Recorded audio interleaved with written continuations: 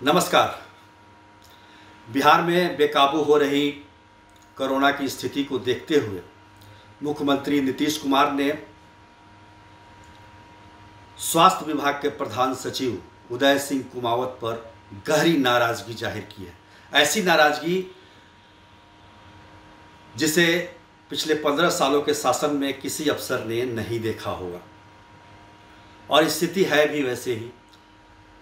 जो कोरोना के हालात हैं बिहार में, कोई भी मुखिया, और चाहे वो राज्य का मुखिया हो चाहे वो उस विभाग का मुखिया हो, निश्चित तौर पर नाराज़गी होगी, क्योंकि जो व्यवस्थाएं करने के लक्ष्य निर्धारित किए जाते हैं उस लक्ष्य की प्राप्ति में काफ़ी देरी होती है, जिसकी वजह से स्थिति यहाँ तक पहुँच गई है कोरोना के इस महामारी का कि लोग बेहाल हैं।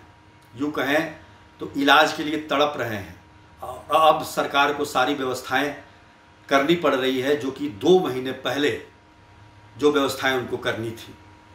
बिहार को कोरोना ने 4 महीने दिए। 4 महीने में काफ़ी कुछ हो सकता था।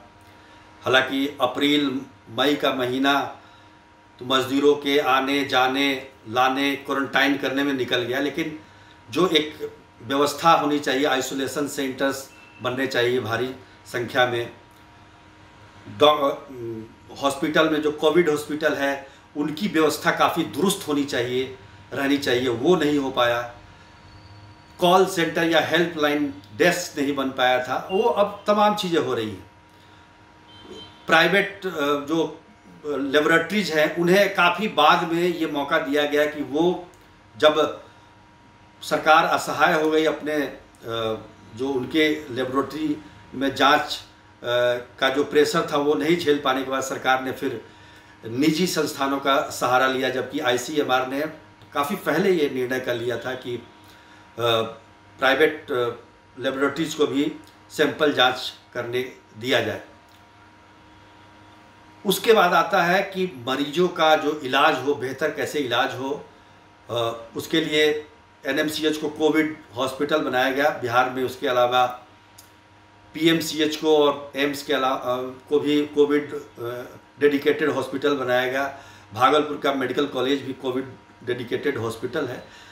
लेकिन एक एम्स को छोड़ दिया जाए तो बाकी जो हॉस्पिटल हैं वो अपने शिकायतों के लिए ज़्यादा चर्चे में हैं। लोग का कहना है कि वहाँ इलाज नहीं होता है, ढंग से इलाज नहीं होता है, और काफ़ी कुछ शिकायतें हैं वहाँ की।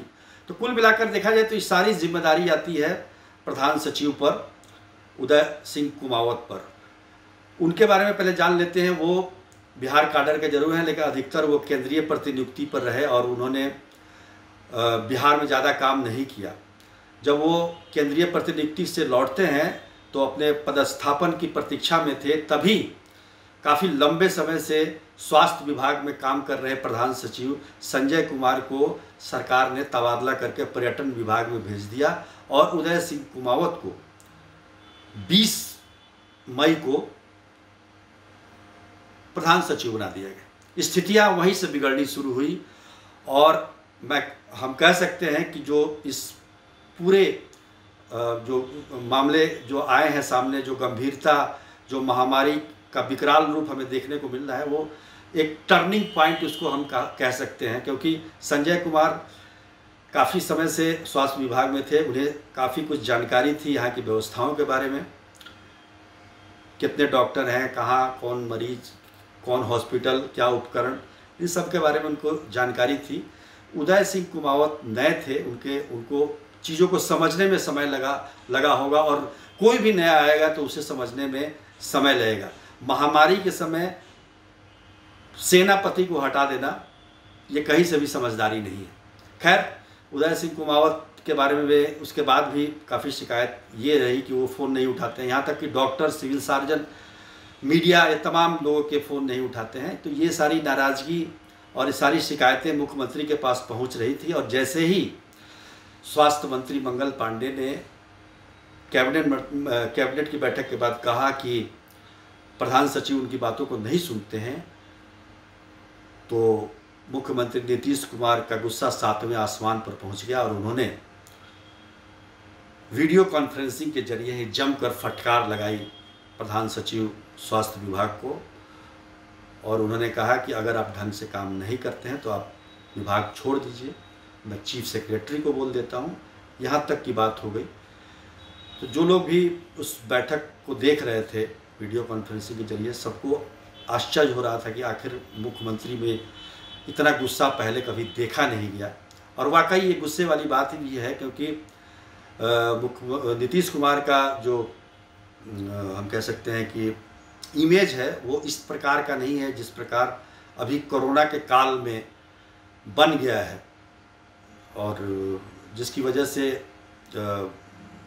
सरकार की भी काफ़ी आलोचना हो रही है और लोग भी शिकायत कर रहे हैं। तो इन तमाम बातों को लेकर उन्हें नाराज़गी थी, और उन्होंने लक्ष्य दिया है कि जल्दी से जल्दी 20,000 टेस्ट प्रतिदिन के लक्ष्य को प्राप्त किया जाए किसी भी तरीके से।